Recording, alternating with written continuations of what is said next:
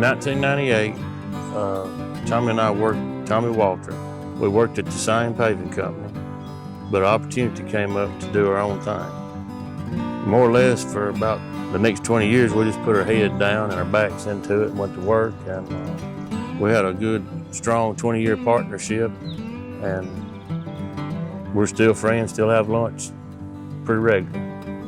Then we reorganized, and that's when Jake really came on board. Graduating college and coming back and done it since, I was old enough to work. I have pictures of me climbing on rock piles when I was little to looking at our equipment, see what our equipment needs are, and that's a big thing that you got to manage that. Really, when COVID happened and we were sitting around trying to figure out how to work, you can't control who gets sick, but you can control if your machines will run or not. You can control the quality of the machines. So we spent a lot more money on equipment, trying to get better equipment, nicer equipment that would be there.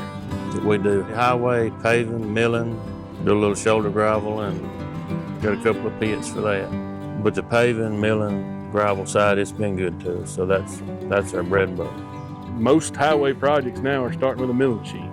We got 2 working mills, 7-foot drums, 7.3 drums. Got 2 Vogler pavers, 8-foot and a 10-foot. 8-foot's more for our city municipal work, and the bigger machines for the heavy highway work. We got some palm rollers. In the pits, we're generally running, we got 2 HM 300 Komatsu trucks.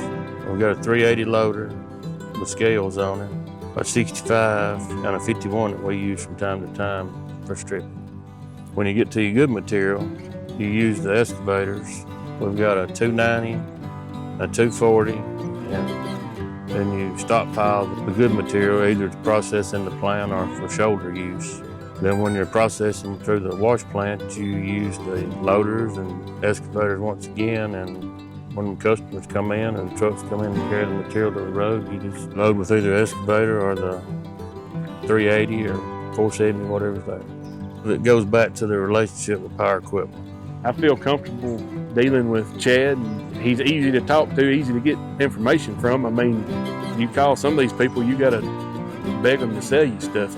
I gotta beg to buy it. I'm not gonna buy it. It's just not gonna happen. But he always answers the phone. Can he call you back? It's not a 3-day process.